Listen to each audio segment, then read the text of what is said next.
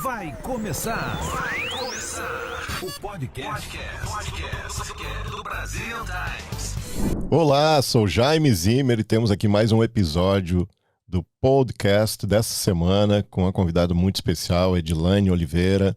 Você vai saber por que essa mulher bonita que está aqui na minha frente se dedicou tanto à área de estética, ou seja, deixar as mulheres mais bonitas do que elas já são. Edilane, Verdade. muito bom te ter aqui. Eu que agradeço, é muito bom poder estar aqui, ter esse privilégio de contar a minha história e, quem sabe, inspirar outras mulheres como eu também a fazer grandes coisas por aí. Muito bom, muito bom. Então vamos lá saber um pouquinho sobre Edilane. Você chegou nos Estados Unidos há quanto tempo? Esse ano eu já fiz 19 anos de América. Uau! É inacreditável. Aqui o tempo passa tão rápido que a gente nem vê.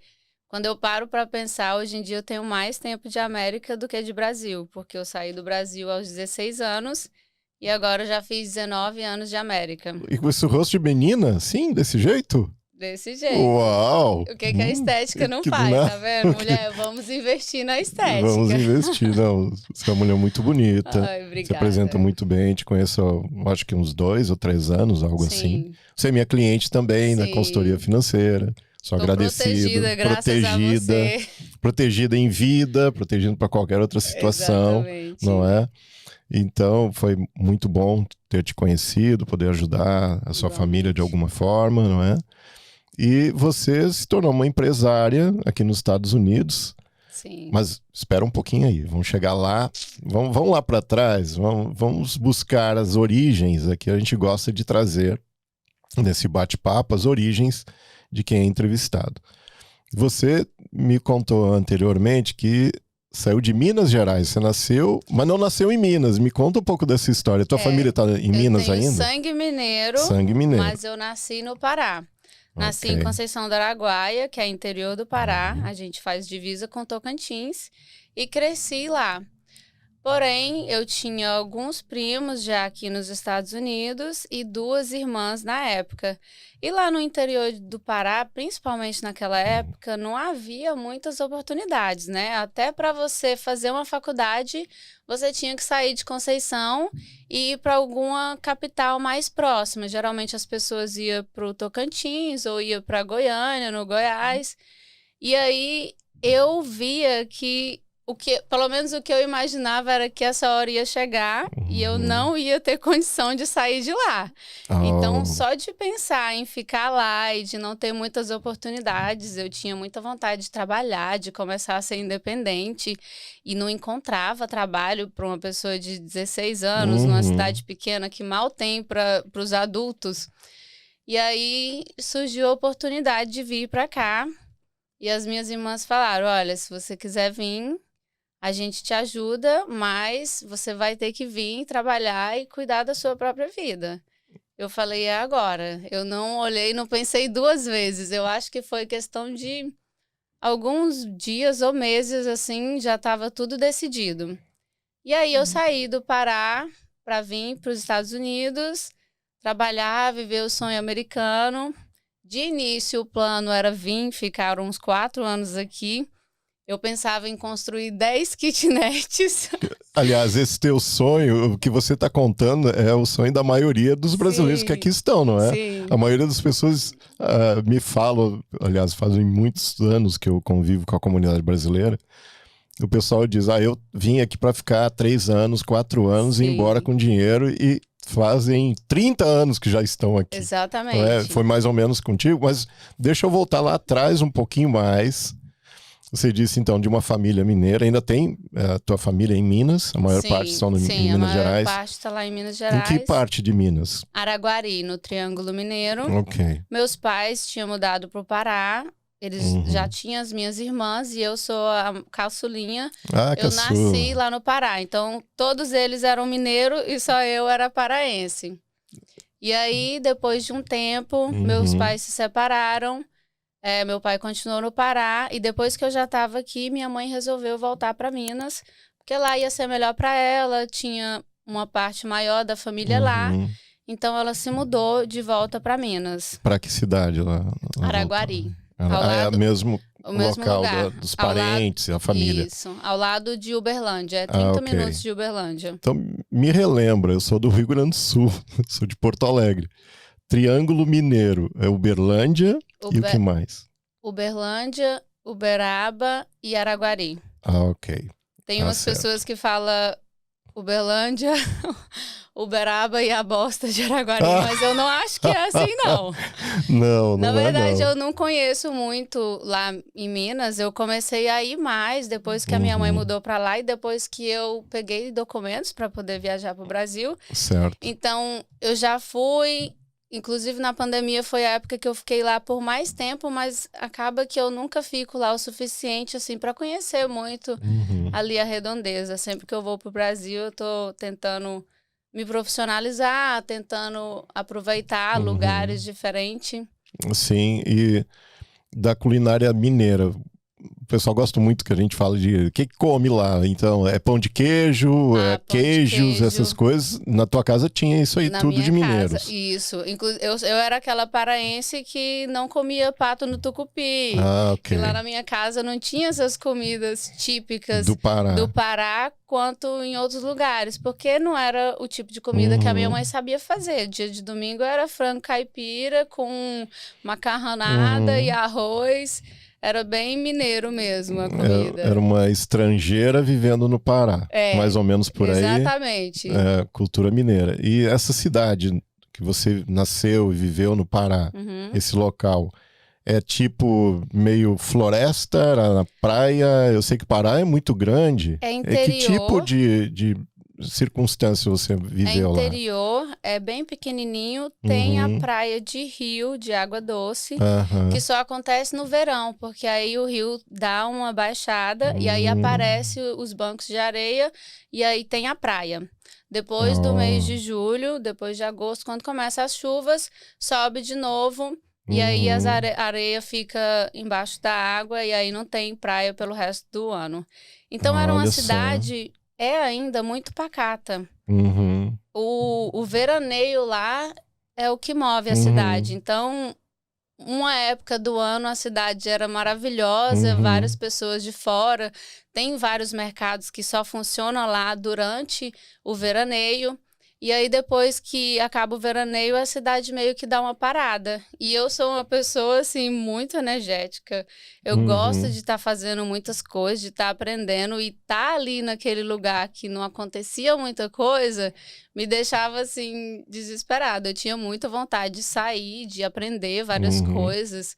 Eu tinha vontade de fazer aulas de certas coisas que não tinha lá. Me diz aí, eu quero saber, aula de quê que essa menina Eu tinha começou? Que idade começou essa vontade de ser empreendedora, de ver o mundo e soltar energia? Eu sempre tive muita energia, muita imaginação, né?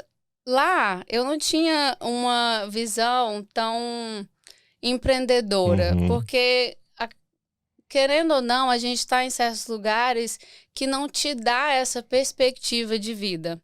Inclusive, quando eu saí de lá, eu queria muito ganhar o mundo, eu queria muito aprender inglês, aprender outra língua, eu queria criar um patrimônio, eu queria fazer muitas coisas, mas eu não tinha nem ideia de como que eu ia fazer isso.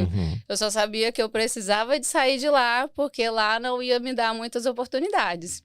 E aí eu vim para os Estados Unidos com esse desejo e sabia que a coisa aqui não ia ser fácil, então eu vim aqui preparada para trabalhar muito. Todos os trabalhos que apareciam na minha frente, eu estava pegando o que dava para pegar, porque a gente chega com aquele gás. E aí, aos poucos, foram surgindo as oportunidades e até mesmo as adversidades, porque às vezes a gente escolhe certos caminhos por causa mesmo das adversidades.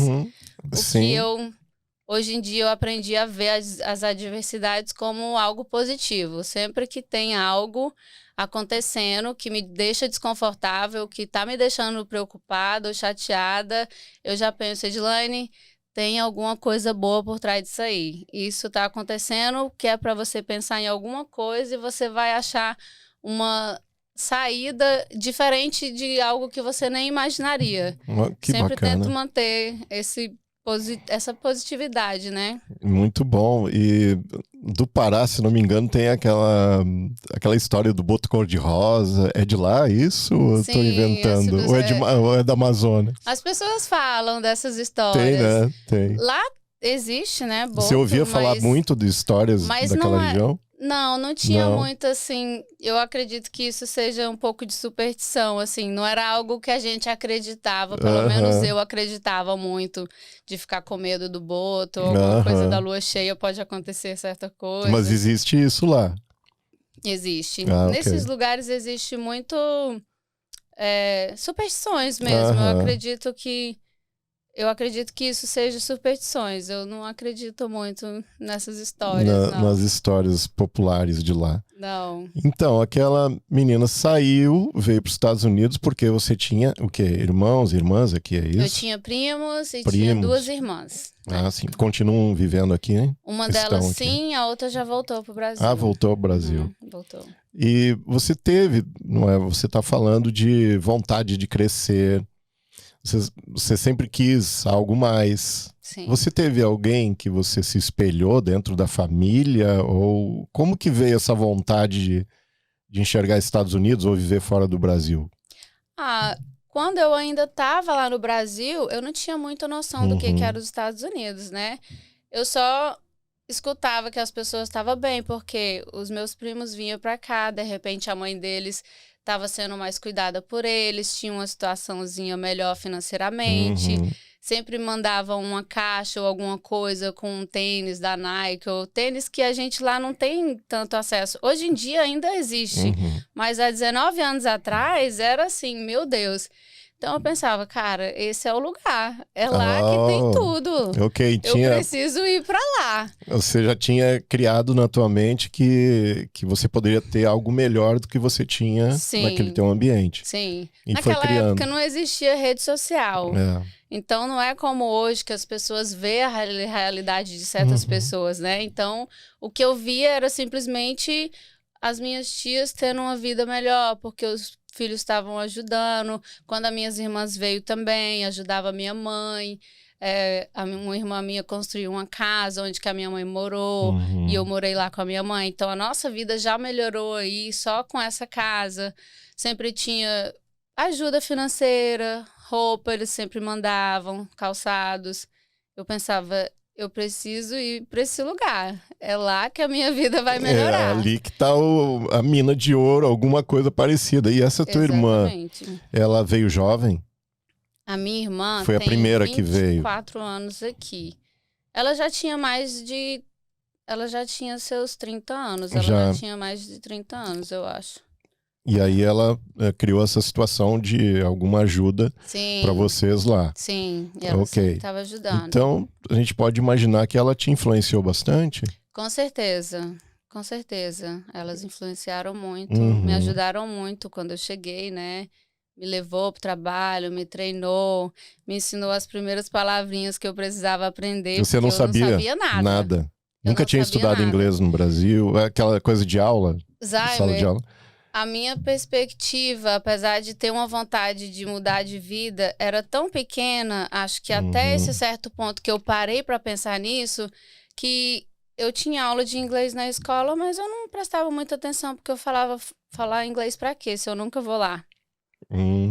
Era isso que eu pensava. E olha aí onde que eu vim viver, onde que virou a minha casa. Sim. Porque depois de um tempo aqui vira a casa da gente. Aqui acaba sendo amigos se tornam família e não é tanta coisa que acontece.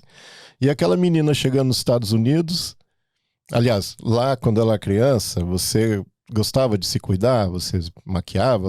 Ou isso não existia no teu ambiente de casa? Gostava, mas a gente não tinha condição, né? Ok, mas curtia isso. Isso era uma coisa legal. Eu gostava de tirar minha sobrancelha, eu mesma tirava, porque a gente não tinha condição de estar indo num salão para estar fazendo sobrancelha, cabelo. Tem até uma conhecida nossa que quando eu cheguei aqui, o meu cabelo tava numa cor muito sem graça. Eu não sei se ele estava pintado, mas ela sempre me relembra de como o meu cabelo estava numa cor que não estava legal, sabe? E chegou e aí, depois assim. que eu cheguei aqui, eu já fui, comecei a me cuidar, comecei a fazer o cabelo, ir no salão. E aí ela sempre me falava, Edilane, no dia que tu chegou aqui, teu cabelo tava tão numa cor tão sem graça, descuidado. Olha aqui como que você tá. Era muito legal. A gente gostava, mas não tinha condição, né? Infelizmente. O meu eu também cuidei tanto. Você cuidou? Que eu cuidei tanto, mas tão mal. Eu acho que Que você ele usou caiu. muita química. É muita química durante a minha vida. Eu tinha Ai. cabelo, viu, pessoal? Tinha. Ai. Um dia eu vou mostrar as fotos aqui. Então, aquela menina chegou aqui e ficou deslumbrada. Como foi a chegada na América? Chegou e... O que aconteceu? Tipo, tem gente que chega aqui e enxerga uma possibilidade, não é? Outros chegam aqui, apaixonei, amei. Como foi a tua chegada aqui? Amou, apaixonou? Ou disse, tudo bem, vou levar a vida do jeito que dá. Como é que foi isso? Não, eu vim determinada a vencer na vida. Uhum. Eu não achei que... Eu já vim preparada para que fosse difícil. E quando eu cheguei aqui, achei tudo diferente, achei tudo muito difícil. Mas a minha cabeça sempre foi, isso aqui, o começo é assim mesmo e vai melhorar um dia. E era seguir Bem em frente. positiva, sempre Isso. positiva. Seguir em frente, fazer o que precisa ser feito e seguir sempre em frente. Então eu cheguei, o primeiro ano foi muito difícil, é claro. Fala um pouquinho. O que você Levou pegou no bastante início? Mas aquele ano. você já de cara começou a trabalhar? Já Você de cara fez o eu quê? comecei a trabalhar, eu cheguei num sábado. Uhum. Quando foi numa terça-feira eu comecei a treinar num Dunkin'. Que bem naquela rápido. época a gente trabalhava muito em Dunkin' Donuts. Até E hoje, aí... né? Acho que muita gente começa pelo Dunkin'. Sim, sim. O Dunkin' Donuts, Uhum. mas naquela época era muito mais popular, assim, eu creio que Ok. no meio dos imigrantes. Porque depois a Uhum. gente foi descobrindo certos trabalhos que eram um pouquinho melhor remunerado. Mas eu cheguei, fui direto trabalhar no Dunkin'. Encontrei um trabalho que era na parte da tarde, então eu falei, agora eu preciso arrumar alguma coisa na parte da manhã, né? Porque você tem que trabalhar tempo integral aqui. E aí eu arrumei uma limpeza em Era uma livraria. Uma livraria. Era uma livraria na Rota 9, ali em Newton. Sim. E aí eu acordava 5 horas da manhã para chegar na livraria 7 horas, porque aí eu pegava trem, ônibus, e aí eu limpava das 7 às 9 e de lá eu já tinha que ir pro Dunkin', que era meio-dia, e saía 7 horas da noite e chegava umas 9, 9:30 em casa. Então, para uma menina de 16 anos, pegando tanto frio, porque eu era recém-chegada, não tá acostumada com frio. A gente, quando a gente chega aqui, principalmente antigamente, a gente não tinha aquela coisa de procurar um bom casaco. As lojas que as pessoas te ensinavam era Payless, porque ali tinha um sapato barato. Vai em loja tal que lá as jaquetas são baratas. Então, a gente acabava comprando aquelas vestimentas que não eram apropriadas. Então, era sempre muito sofrido. Mas eu trabalhei lá por 1 ano. 1 ano no Dunkin' e na livraria também? Sim. Ok. E aí eu me organizei um pouquinho e falei, agora eu vou terminar a high school. Porque não dava para eu chegar e eu ir direto para high school. Eu tinha que começar a trabalhar, começar a juntar um dinheiro, me organizar para terminar a high school. Eu falei, eu não vou chegar aqui, eu vou ficar uma pessoa que eu não terminei nem o 2º grau. Não, eu vou terminar a high school aqui, eu também quero aprender inglês, então eu me organizei, juntei um pouquinho de dinheiro, tive que sair do trabalho do Dunkin' e arrumar outro. E aí foi um momento meio difícil assim também, porque eu era independente, tinha que ser eu por mim na área financeira, é claro. Apesar de ter minhas irmãs que me ajudavam, me levavam, buscavam e coisas do tipo, mas no final do dia era eu e eu mesma. E aí eu guardei esse dinheirinho, saí do Dunkin' e falei, agora eu preciso arrumar outra coisa. Não sabia o que eu ia arrumar, mas alguma coisa no horário que desse certo para combinar com a escola tinha que aparecer. E aí apareceu um restaurante, e aí eu trabalhei por uns... Enquanto eu estava na high school, eu trabalhei em restaurante, então eu saía da high school 2:30 da tarde, quase 3 horas, e aí eu entrava às 4 no restaurante e continuei no Dunkin' aos sábados e domingos. Ou seja, trabalhou sempre muito. Sim. E como que foi, assim, o primeiro recebimento? Os primeiros dólares que você Nossa. recebeu? Qual foi o teu Nossa. sentimento de Era receber? R$6,75 a hora naquela época. É, mas pra e você era muito comparado ao Brasil, não era? Era um orgulho eu Ah. ter conseguido chegar aqui, estar recebendo e ter um cheque no meu nome. Era, nossa, aquilo. Eu lembro da primeira vez que eu recebi gorjeta, porque lá no Dunkin' a gente recebia. Os Boa tips, parte era aham. tips. Em vários lugares foi tirado, mas naquela época existia em todas as Dunkin'. E eu lembro que teve um cara que ele me deu $2. Gente, eu fiquei tão feliz. Na hora Uau, que ele imagino. colocou esses $2 no copinho, porque a gente não tá acostumado com Sim. isso, eu olhei pra minha prima e eu falei, tipo, eu fiz aquela cara Uau. de felicidade. Ele ficou olhando assim, deve que ele pensou, gente, O que é isso? Que isso? Por que ela tá tão assim por causa de Aham. $2? Tudo era assim, uma vitória, né? E foi, graças a Deus. Foram aí, grandes vitórias. Enquanto eu tava na high school, eu fiz o restaurante de noite, o Dunkin' sábado e domingo, e eu saía do Dunkin', eu ia pro restaurante. Só trabalhava, até né? 11 horas da noite. Só trabalhava por um tempo, porque eu precisava me manter, eu precisava de comprar um carro e precisava, né, de crescer, aprender inglês, precisava de estar lá na escola. Então, por um tempo, foi difícil. Eu tinha noção que ia ser difícil, né? Mas eu queria porque queria realmente terminar a escola. Eu já conheci algumas pessoas que desistiu da escola porque é muito difícil. E eu entrei na escola também com aquela cabeça. Aconteça o que acontecer, eu vou terminar a high school. Pode ser difícil, pode ser o que for, eu vou terminar. Então, no início, era muito cansativo, porque você tá na escola, prestando atenção para uma pessoa falando outra língua que você não entende. Aquilo era tão cansativo, Zaimer. É um desafio. Me dava né? um sono tão grande. Ah, você eu já pegou no sono alguma vez na aula, não? Muitas vezes. De fato, assim, apagou. Muitas vezes. Eu chegava na escola, eu ia correndo para a cafeteria para eu comprar um café. Eu comprava aqueles large coffee para ver se me ajudava, mas o cansaço não tinha café que ajudava, né? Porque cansaço de trabalhar no restaurante até 10, 11 horas, às vezes mais da noite, mas o cansaço de estar tentando aprender e entender algo que é uma língua totalmente diferente. Então, no início, as professoras meio que estranhavam, às vezes elas ficavam bravas comigo, porque eu começava a dormir lá, eu baixava a cabeça e dormia, eu estava cansada. Apagava. E eu acho que elas pensavam, gente, o que essa menina tá fazendo? Ela tá o quê? Na rua, de noite? Ela tá, sabe, perambulando Drogando. por aí? Festa, droga? O que ela faz? Por que ela anda sempre cansada? E eu não tinha coragem de contar as coisas, porque eu tinha medo deles falar, não, você só tem 17 anos, você não pode trabalhar, e me proibir de trabalhar. Porque eu pensava, se eles me proibirem, como que eu vou me manter? Eu não posso contar para eles, então eu não contava. Teve até um episódio que eu nunca esqueci, que quando eu fui para high school, a maioria das classes eram ESL. Por exemplo, em inglês era ESL, história era ESL, que é English as a Second Language. Só que matemática, como as minhas notas já eram bem melhores em matemática, eles já me colocaram na classe regular, junto com os americanos. Só matemática, nesse primeiro ano já de cara. Então, essa professora, em especial, ela não me entendia mesmo, porque ela não tinha tanto contato com o imigrante igual as outras professoras tinham. E aí, às vezes, eu dormia lá e ela ficava irritada demais. E um dia eu dormi, eu baixei a cabeça assim e cochilei. E aí, ela foi lá e ela me sacudiu, assim, sabe? Quando alguém te acorda assim? Tava ela indignada. Fez, wake up.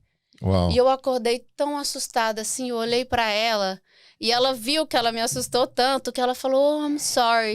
E aquilo me deixou tão chateada que o meu olho já encheu de água. Aquele dia eu saí assim, emocionada. Fui pro corredor, saí da sala, falei, meu Deus, eu vou embora dessa escola. Hoje eu vou embora dessa escola. Deu vontade de desistir, então. Esse dia deu, mas aí eu falei, não. Eu vou terminar a high school, não vim aqui para desistir. E aí continuei, com o passar do tempo as coisas foram melhorando.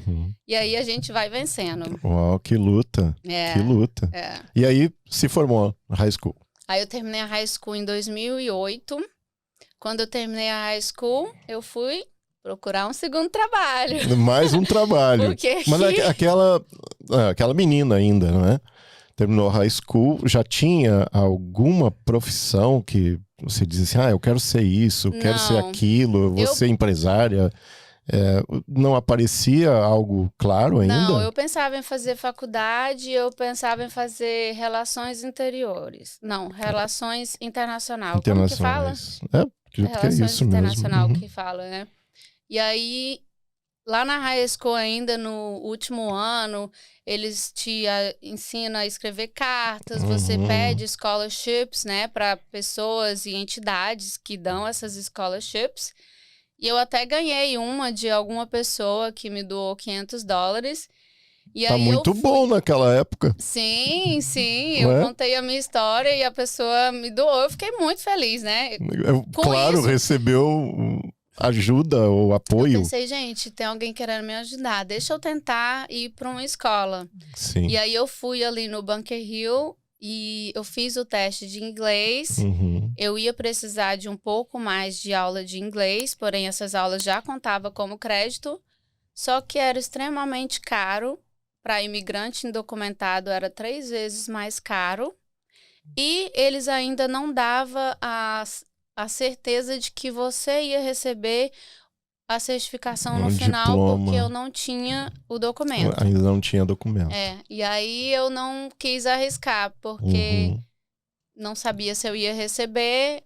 Provavelmente também não ia ter condição de pagar ali no momento sozinha. E aí eu procurei outro emprego. Aí parou com a história de estudo. Mais. Aí você desistiu de estudo. Da faculdade, sim. Mas eu procurei curso de inglês. Aí eu fui lá e fiz um curso de inglês na Harvard. Depois eu fiz você fez lá também? Fiz. Eu fiz 10 semanas lá.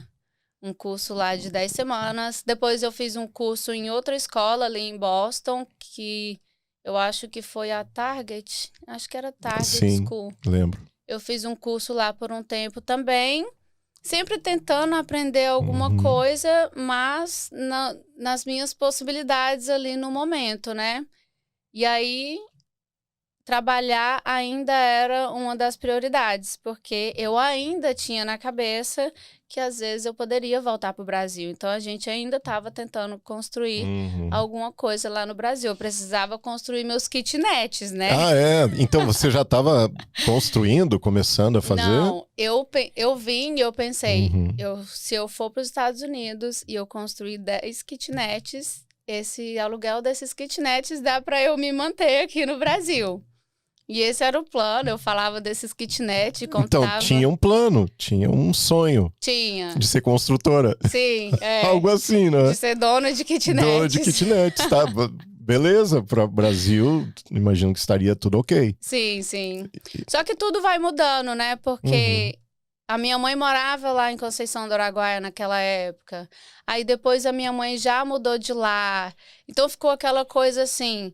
O que eu vou fazer em Conceição, sendo que a minha mãe não tá lá mais? Mas Minas também eu não conheço nada de Minas. Eu demorei 13 anos para ir no Brasil. Então a minha mãe morava em Minas e eu nem conhecia lá direito. Então eu não tinha um lugar que eu falava, eu vou investir nesse lugar.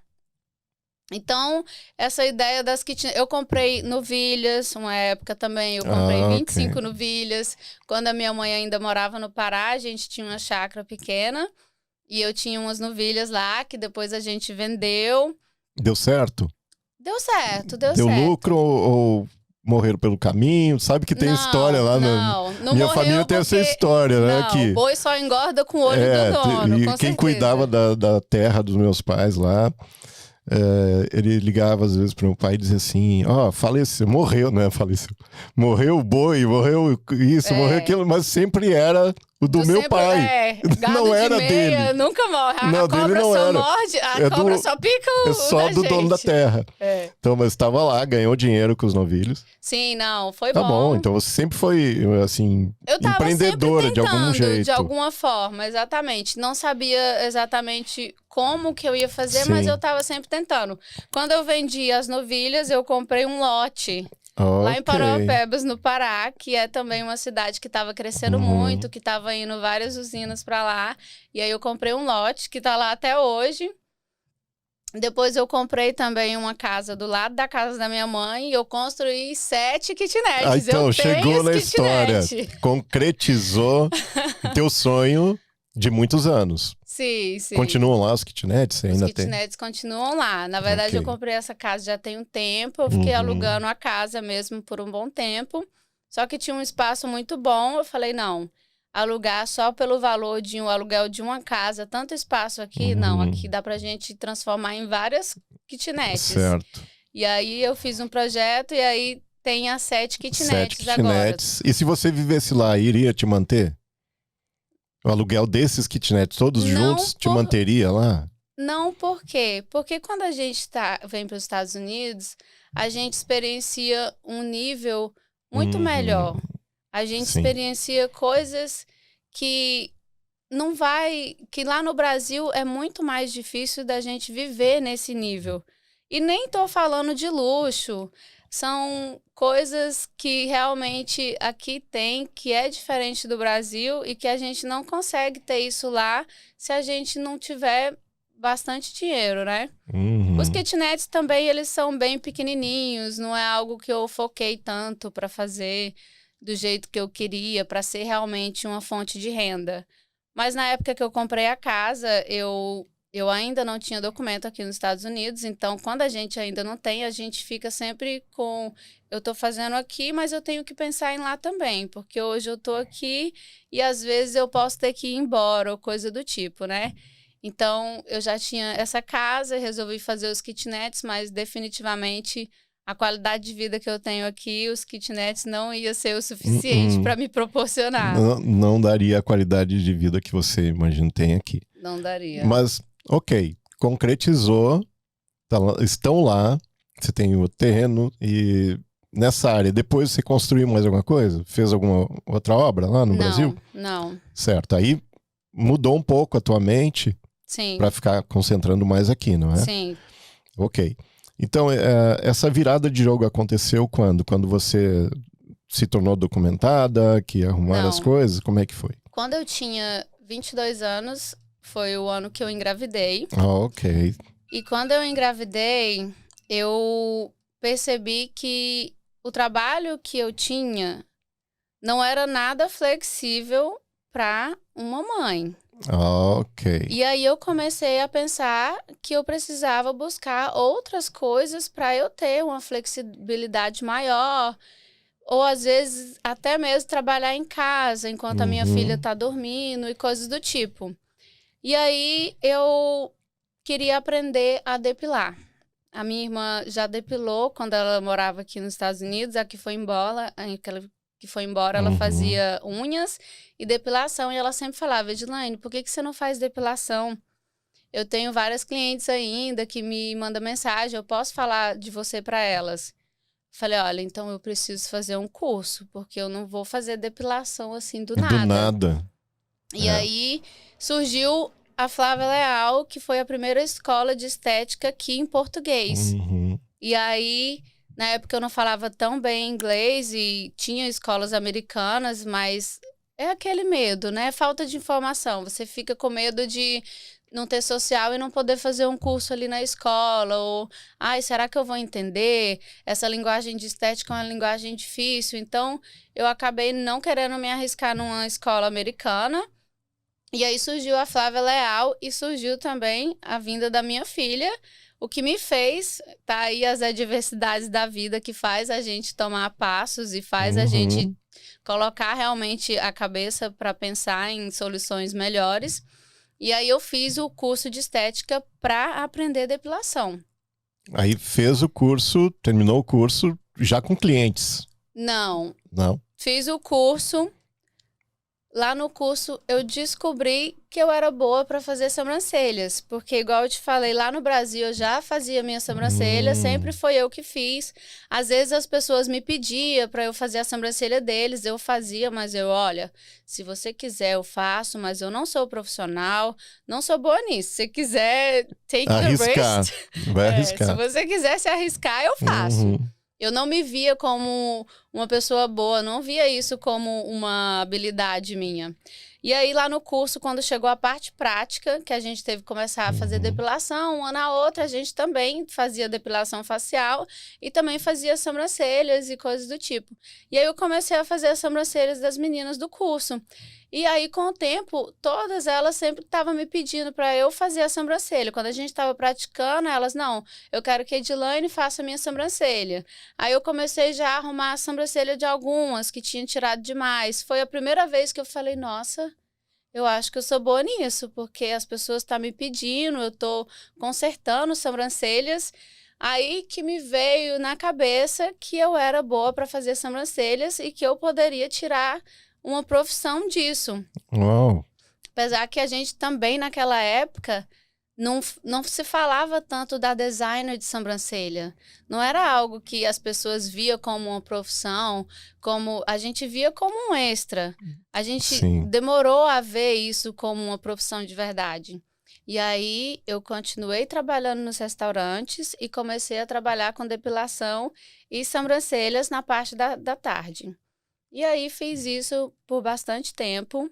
Isso em casa, na tua casa. Em casa, na minha casa. Trabalhei Que um é o tempo. normal que as mulheres Sim. aqui em geral que atuam nisso começam Sim, dessa forma, a grande maioria, não é? sim. Eu trabalhei uma época no salão, só que era muito longo para eu ficar no restaurante e depois ir para o salão. Eu Sim. ficava muito tempo longe da minha filha.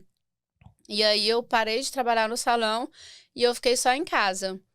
E aí foi surgindo aquele desejo de um dia só trabalhar com sobrancelhas, só trabalhar com a área da estética.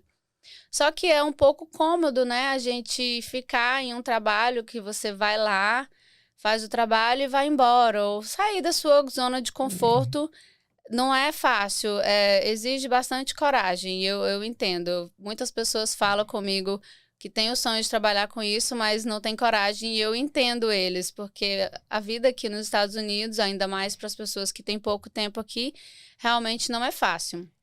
E aí, eu fiquei fazendo isso por um bom tempo. Tipo, quanto tempo? 1 ano, 2 anos, mais? Eu comecei a trabalhar com estética em 2011 e só em 2019, 8 anos depois, que eu comecei a trabalhar com micropigmentação. Aí deu uma virada de novo. Parou com a depilação, tipo isso? A depilação eu continuei Aos pouquinhos. com as clientes que eu já tinha, sem divulgar muito, mas hoje em dia o foco é a micropigmentação. Então, em 2019, eu já trabalhava em restaurante por mais ou menos quase 13 anos. E trabalhar em restaurante é um trabalho que você usa muito a voz. E eu tinha uma predisposição para desenvolver calos vocais. Uau. Desde sempre a minha voz sempre foi grave, assim, meia rouca. Só que com o tempo ela foi piorando. E quando eu tinha uns 25 anos de idade, eu resolvi procurar a minha médica, porque as pessoas sempre estavam me perguntando se eu tinha alguma coisa na minha voz. Porque quando vai piorando aos poucos, você está acostumado a se ouvir daquele jeito, você não percebe a mudança. E aí, outra coisa que foi acontecendo era que se eu fosse em uma festa ou qualquer lugar que tinha música alta, que eu precisasse conversar mais alto, no outro dia eu estava completamente rouca.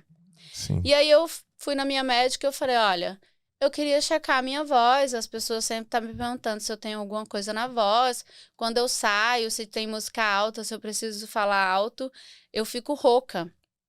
E ela falou, não, vou te mandar para o especialista, me mandou para o especialista.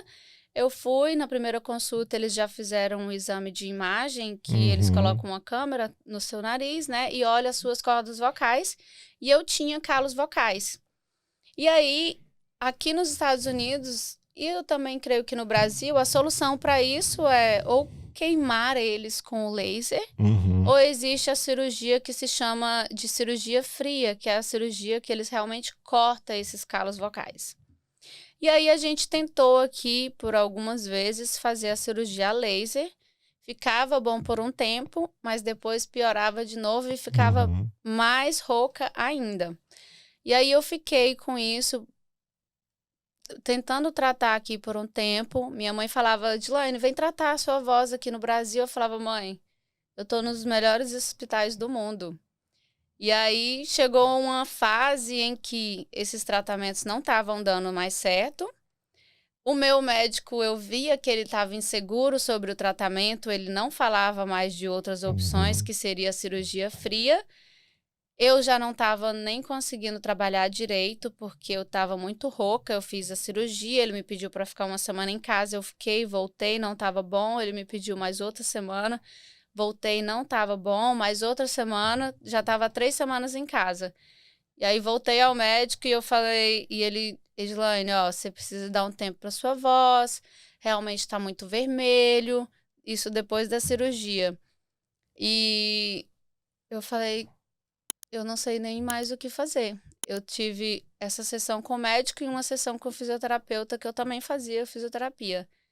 E o fisioterapeuta também não me deu muitas boas notícias e eu saí de lá muito frustrada, assim.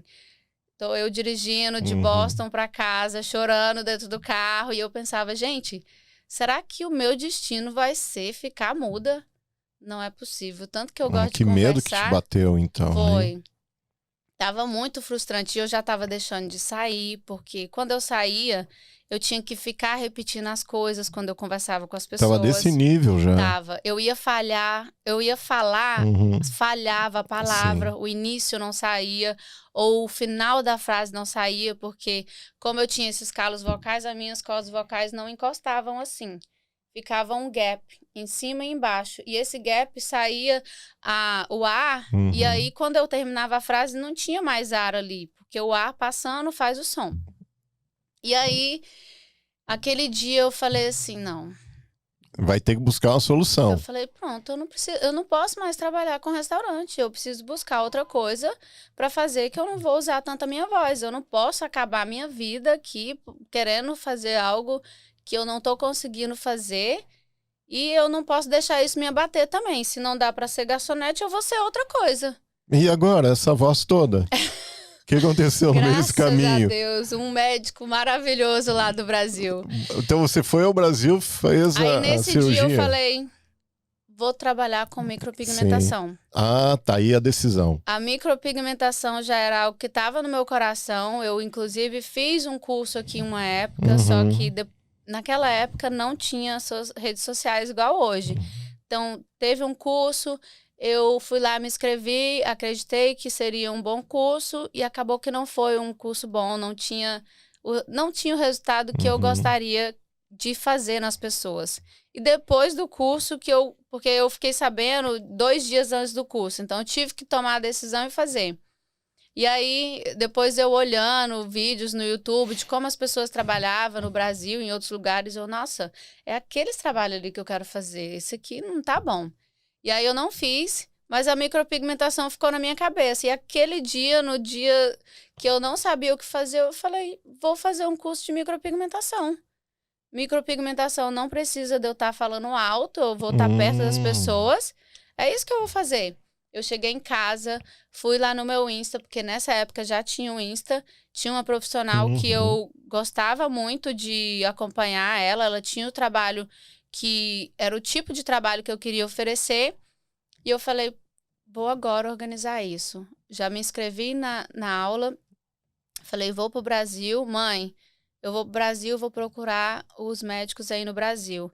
Marquei uma consulta com o meu médico aqui, eu falei, olha, eu tô indo pro Brasil, eu vou buscar uma segunda opinião lá, eu quero os meus medical records, que eu quero levar tudo comigo. Ele falou, ótimo, você tem alguém que você conhece, que é bom nisso lá no Brasil? Eu falei, não. Ele falou, eu conheço alguém, tem um profissional muito bom, muito conhecido lá, e se você quiser eu posso te dar o nome dele. Eu falei, quero. E aí ele me deu o número desse profissional, que era muito bom mesmo. E aí eu cheguei no Brasil. Você lembra o nome dele? Ele é Dr. Domingues. O nome dele, o sobrenome que eu não consigo falar porque é japonês. Ah, ok. Mas o Dr. Domingues... é o Dr. Domingues. Ele Parabéns pra ele. Muito reconhecido lá no Brasil. Eu fui em vários profissionais antes de conseguir ir nele, porque ele não tinha data até agosto. Eu fui pro Brasil em junho e eu só consegui consultar com ele em agosto. E antes de ir nele, eu fui em vários outros que eu falei, eu quero muita opinião. E todo mundo conhecia ele, todo mundo falava muito bem dele. E aí, nesses outros que eu fui lá no Brasil, também não tive boas respostas, estava frustrada, muito difícil para conversar. E aí, quando eu cheguei nesse médico, ele falou, olha, você precisa da cirurgia fria. Você pode fazer terapia pro resto da sua vida, que esse calo não vai sair daí. Vai ter que ser com cirurgia. E eu tinha ido para São Paulo sozinha, só para essa consulta. Então, eu fui sozinha com mala e tudo pro escritório Pra do resolver. médico para fazer essa consulta. Sim. E ele falou assim, você precisa da cirurgia e eu tenho tempo amanhã. Depois de amanhã eu vou viajar para outro país e ia demorar. Você pode fazer amanhã? E eu sozinha em São Paulo, sozinha mesmo, eu fiquei. Eu falei, meu Deus, eu vou entrar numa sala de cirurgia aqui sozinha. Não sei nem com quem que eu vou deixar meus pertences. Eu pensava, como que eu vou fazer isso? Seja o que Deus quiser. E aí eu já fui, fiz todos os exames que precisava antes da cirurgia. Aluguei um hotel qualquer lá em São Paulo.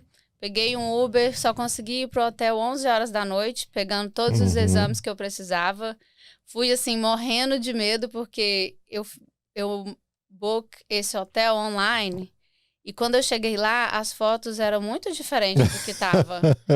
Era 11h30 da noite, Uau. eu de Uber em São Paulo sozinha. Eu tava numa cara tão desesperada que o Uber falou, moça, pode deixar que eu vou lá com você. Esse ser humano maravilhoso desceu comigo, fez o check-in comigo e só saiu quando tava tudo certo. Aí eu passei a noite lá, acordei cedo e fui pro centro cirúrgico e fiz cirurgia. E tá assim, Graças maravilhosa, a Deus. com a voz sensacional, resolveu todo esse problema. Graças Fez o a curso Deus. de micropigmentação no Fiz o Brasil, curso foi um de- sucesso pelo jeito. Foi Gostou muito demais, bom. né? Muito bom, eu fiquei muito feliz. Que coisa Sabe boa. aquela sensação de encontrei o que eu quero Sim. fazer? Ah, esse ponto é bom. Foi. Aí caiu a ficha. Pum, é isso que eu quero. E agora vamos fazer uma viagem para o momento atual.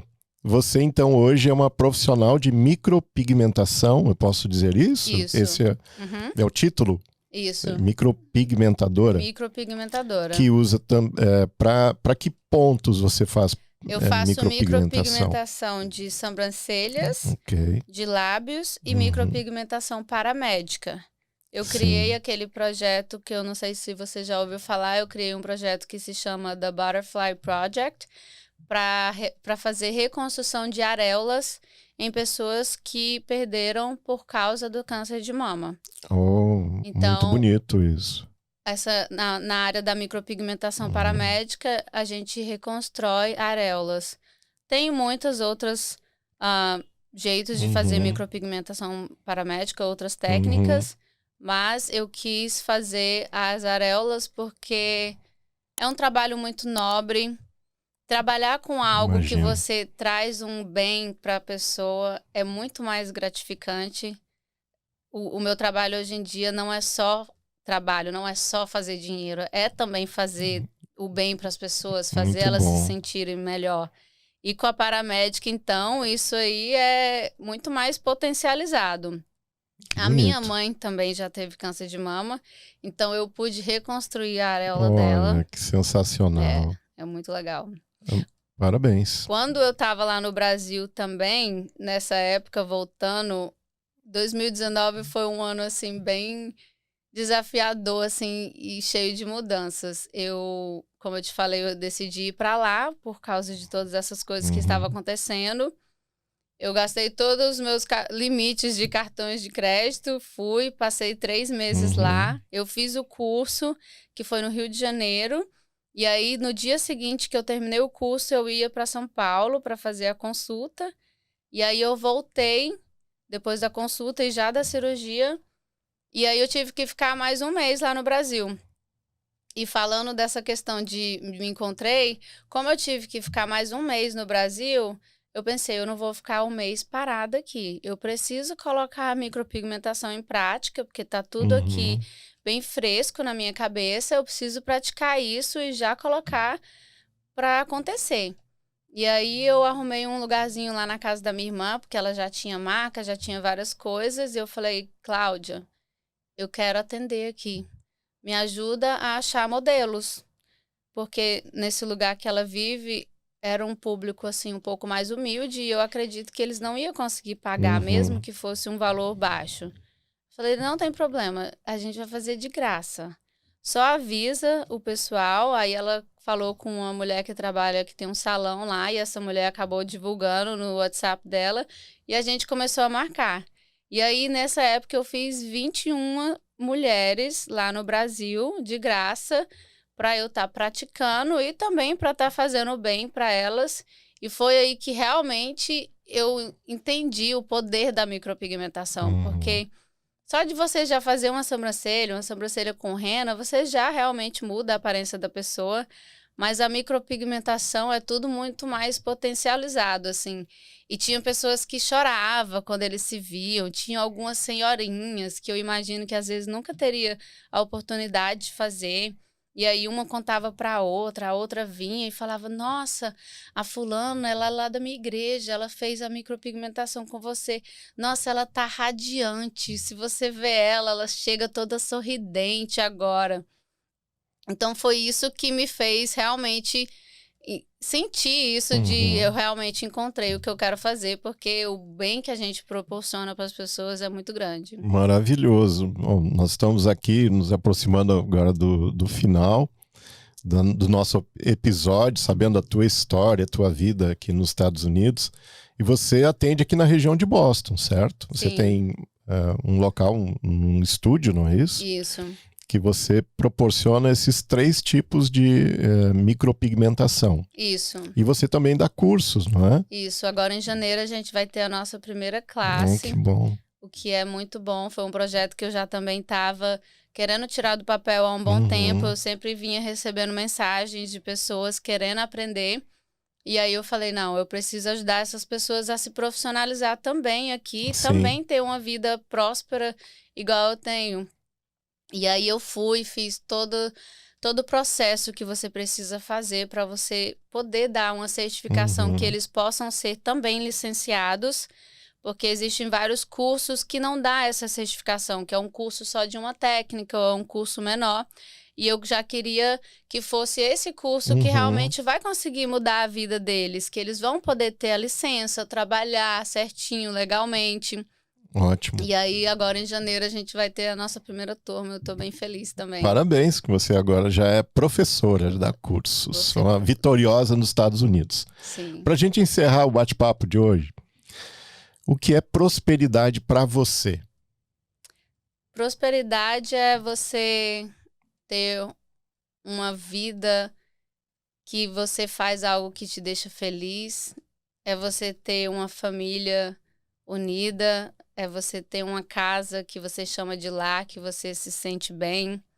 É você ter tempo para viver essa vida, porque às vezes a gente acaba perdendo um pouquinho essa noção de como o tempo é importante, como ele passa rápido e como a gente precisa estar com os nossos familiares, com os nossos filhos, dedicar esse tempo.